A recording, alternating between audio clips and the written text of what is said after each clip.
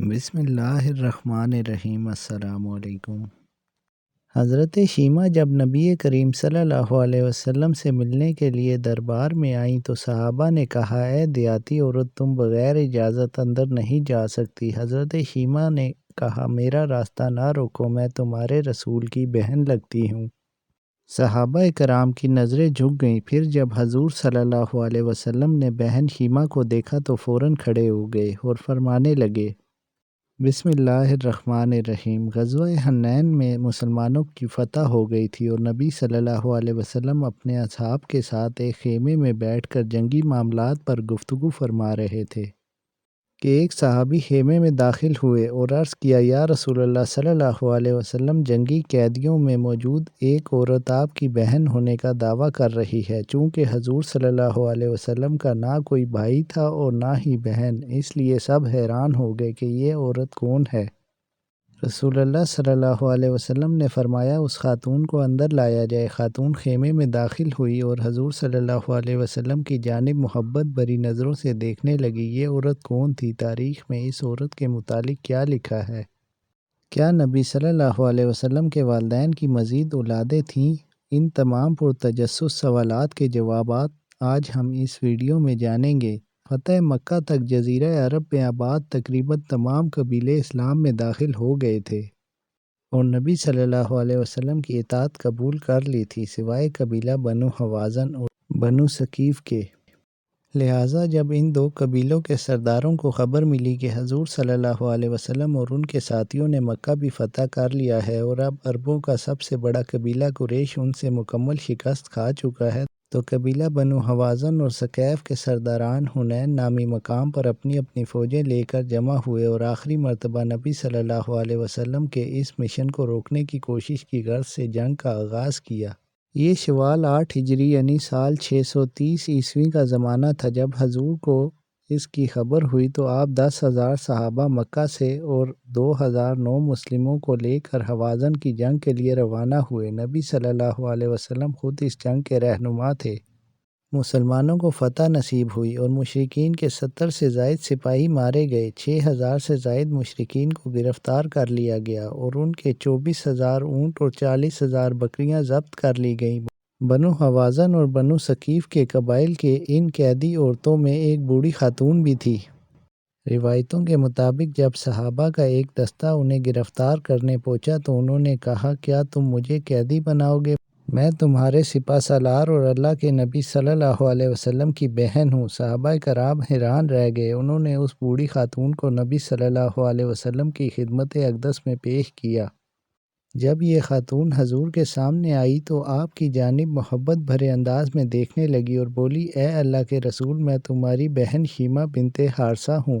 نبی صلی اللہ علیہ وسلم نے ماضی کی یادیں ٹٹولتے ہوئے فرمایا، ہاں، بنی سعد میں میری ایک بہن کا نام شیمہ تھا۔ اس پر وہ خاتون جلدی سے بولی، یا رسول اللہ صلی اللہ علیہ وسلم، ایک مرتبہ جب ہم لوگ اماں حلیمہ سعدیہ کے گھر کھیل رہے تھے تو آپ نے میری پیٹھ پر کاٹ لیا تھا، جس کا نشان آج بھی موجود ہے۔ یہ جملہ سنتے ہی حضور صلی اللہ علیہ وسلم کو اماں حلیمہ کے گھر گزرے بچپن کے واقعات یاد آ گئے۔ یہ وہی بہن شیمہ تھی جو آپ صلی اللہ علیہ وسلم کو ہر وقت گود میں لیے پھرتی تھی۔ آپ کی سنائی ہوئی لوریاں، پیار و محبت کی باتیں حضور کے ذہن میں محفوظ تھیں۔ حضور صلی اللہ علیہ وسلم کی یادیں تازہ ہو گئیں۔ دراصل مکہ کے کالے سنگلاخ پہاڑوں کے عقب میں مشرق کی جانب زرخیز باغات، سرسبز و شاداب پہاڑوں کے درمیان بہتے چشمے، لہلاتی فصلیں اور حسین وادی تھی جسے طائف کہتے تھے۔ یہاں قبیلہ بنو ثقیف اور بنو حوازن آباد تھے۔ یہ لوگ خالص عربی بولتے تھے، جن کی زبان فصیح اور بلیغ تھی۔ چنانچہ شہر کے لوگ اپنے بچوں کو ان قبائل کی عورتوں کے حوالے کر دیا کرتے تھے تاکہ رضاعت کے دنوں میں بچے کھلی آب و ہوا اور خالص ماحول میں پرورش پائیں اور خالص عربی سیکھیں۔ لہٰذا حضور صلی اللہ علیہ وسلم کو بھی پیدائش کے بعد دائی حلیمہ کے حوالے کر دیا گیا تھا، جو اسی علاقے کی خاتون تھیں۔ حضور صلی اللہ علیہ وسلم کا بچپن انہی خوشگوار وادیوں میں گزرا تھا۔ حضور نے اپنی رضاعت کے 5 سال بنی سعد میں اماں حلیمہ سعدیہ کے گھر گزارے تھے۔ یہاں حضور صلی اللہ علیہ وسلم کی 4 بہنیں بھائی موجود تھے۔ یہ دائی حلیمہ کے اپنے بچے تھے، جن کے نام عبداللہ، آنیہ، حذیقہ اور حذیفہ تھے۔ تاریخ میں حذیقہ شیما کے نام سے مشہور ہوئیں۔ سیرت ابن ہشام میں لکھا ہے کہ حضرت شیما بچپن میں حضور صلی اللہ علیہ وسلم کو ہر وقت گود میں لیے رہتی تھیں اور لوریاں دے کر سلاتی تھیں۔ اس لوری کا ترجمہ یوں ہے کہ اے ہمارے رب، ہمارے لیے محمد کو باقی رکھنا تاکہ انہیں سردار کے روپ میں دیکھوں، اور اے اللہ ان کے دشمنوں اور حاسدوں کو ذلیل و رسوا کرنا اور محمد کو دائمی عزت عطا فرمانا۔ حضرت شیما حضور کو اپنی گود میں لے کر سمیٹتیں، پھر جھومتی اور پھر وہ لوری دیتی، اے ہمارے رب، میرے بھائی محمد کو سلامت رکھنا، آج یہ پالنے میں بچوں کا سردار ہے، کل وہ جوانوں کا بھی سردار ہوگا، اور پھر جھوم جاتی۔ شام کے وقت جب خواتین کھانا پکانے میں مصروف ہوتیں تو وہ بہنیں اپنے بھائیوں کو اٹھا کر باہر لے جاتیں، اور ہر بہن کا خیال یہ ہوتا کہ میرے بھائی سے زمانے میں زیادہ خوبصورت کوئی نہیں۔ ایک کہتی میرے بھائی جیسا کوئی نہیں، دوسری کہتی میرے بھائی جیسا کوئی نہیں۔ اتنے میں سیدہ شیما اپنے بھائی حضرت محمد صلی اللہ علیہ وسلم کو اٹھا کر لے آتی اور دور سے کہتی میرا بھائی بھی آ گیا ہے، تو سب کے سر جھک جاتے۔ سیرت کی کتابوں میں درج ہے کہ حضرت شیما شدید گرمیوں میں ایک دوپہر حضور صلی اللہ علیہ وسلم کو باہر لے گئیں۔ اماں حلیمہ کو فکر لاحق ہوئی تو وہ انہیں تلاش کرنے باہر نکلیں۔ دیکھتی ہیں کہ شیما آپ صلی اللہ علیہ وسلم کو گود میں لیے یہ شعر پڑھ رہی ہیں، یہ میرا وہ بھائی ہے جو میری ماں سے پیدا نہیں ہوا، لیکن میں ان پر اپنے ماموں اور چچا فدا کرتی ہوں۔ اماں حلیمہ نے فرمایا اے شیما، انہیں اتنی شدید گرمی میں لے کر کیوں آ گئی ہو؟ عرض کی اماں جان، انہیں گرمی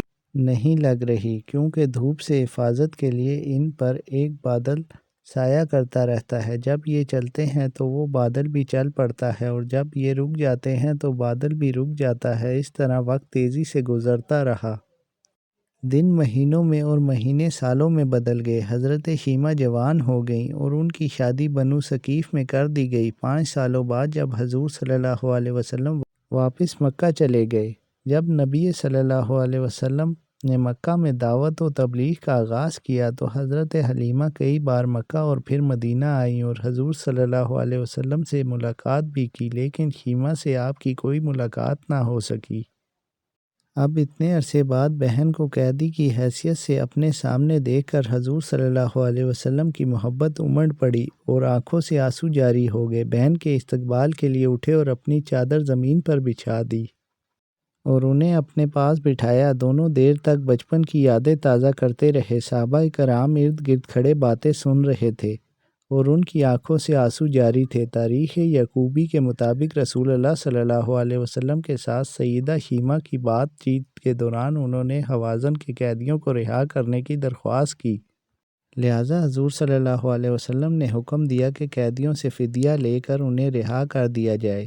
حضور صلی اللہ علیہ وسلم نے بہت سا مال، چند اونٹ اور دیگر مویشی اپنی بہن کو عنایت فرماتے ہوئے یہ پیشکش کی کہ اگر وہ چاہیں تو مدینہ ہی میں رک سکتی ہیں، لیکن انہوں نے واپس اپنے قبیلے جانے کی خواہش کی، جس پر انہیں نہایت ہی عزت و احترام کے ساتھ ان کے گھر روانہ کر دیا گیا۔ قیدیوں کی رہائی کے بعد کچھ صحابہ کرام نبی صلی اللہ علیہ وسلم کی خدمت میں حاضر ہوئے تو آپ صلی اللہ علیہ وسلم نے فرمایا جب بھی میں قیدی رہا کرتا ہوں تو میری عادت ہے کہ میں تم لوگوں سے مشورہ کرتا ہوں، لیکن آج میں نے ایسا نہیں کیا اور قیدیوں کو آزاد کر دیا۔ صحابہ نے فرمایا یا رسول اللہ صلی اللہ علیہ وسلم، آپ جو چاہیں کریں۔ حضور صلی اللہ علیہ وسلم نے فرمایا جانتے ہو میں نے ایسا کیوں کیا؟ صحابہ نے پوچھا تو آپ صلی اللہ علیہ وسلم نے ارشاد فرمایا میرے دروازے پر میری بہن آئی تھی۔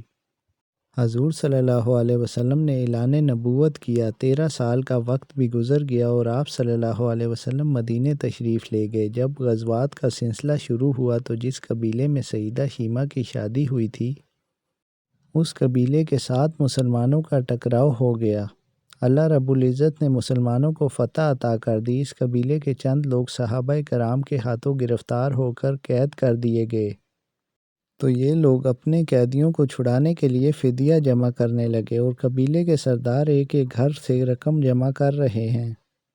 چلتے چلتے یہ سیدہ شیما کے گھر پہنچ گئے جو کہ اپنی عمر کا ایک خاص حصہ گزار چکی تھیں۔ اس سے کہنے لگے اتنا حصہ آپ کا بھی ہے؟ سیدہ شیما نے کہا کس لیے؟ سردار اور ساتھ والے لوگوں نے کہا جو لڑائی ہوئی ہے اور اس میں ہمارے آدمی گرفتار ہو چکے ہیں۔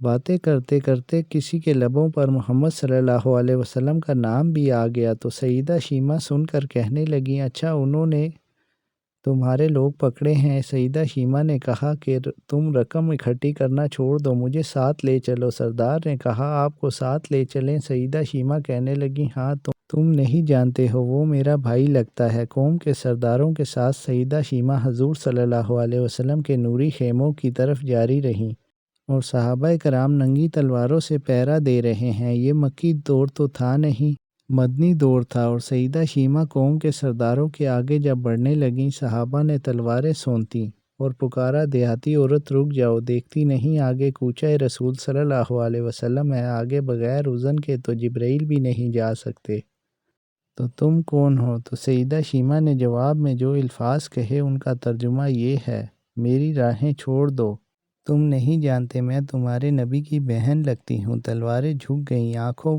پر پلکوں کی چلمنیں آ گئیں، راستہ چھوڑ دیا گیا۔ سیدہ شیمہ حضور صلی اللہ علیہ وسلم کی خیمہ نوری میں داخل ہو گئیں تو حضور صلی اللہ علیہ وسلم نے دیکھا اور پہچان گئے، فوراً اٹھ کھڑے ہوئے، فرمایا بہن کیسے آنا ہوا؟ کہا آپ صلی اللہ علیہ وسلم کے لوگوں نے ہمارے کچھ بندے پکڑ لیے ہیں، ان کو چھڑوانے آئی ہوں۔ حضور صلی اللہ علیہ وسلم نے فرمایا بہن تم نے زحمت گوارا کیوں کی؟ پیغام بھیج دیتی، میں چھوڑ دیتا، لیکن تم آ گئی، اچھا ہوا ملاقات ہو گئی۔ پھر آپ صلی اللہ علیہ وسلم نے قیدیوں کو چھوڑنے کا اعلان کیا، کچھ گھوڑے اور چند جوڑے سیدہ شیمہ کو تحفے میں دے دیے، کیونکہ بھائیوں کے دروازے پر جب بہنیں آتی ہیں تو بھائی خالی ہاتھ تو بہنوں کو نہیں موڑا کرتے۔ حضور صلی اللہ علیہ وسلم نے بہت کچھ عطا کیا اور رخصت کرنے خیمے سے باہر تشریف لے آئے تو صحابہ کی جماعت منتظر تھی۔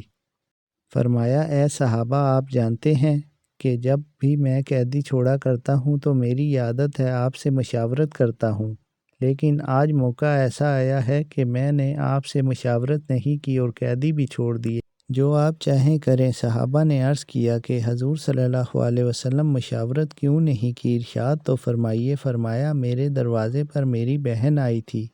اللہ پاک ہمیں دین کی مکمل سمجھ نصیب فرمائے اور ہمیں نیکوکاروں میں شامل کرے، آمین۔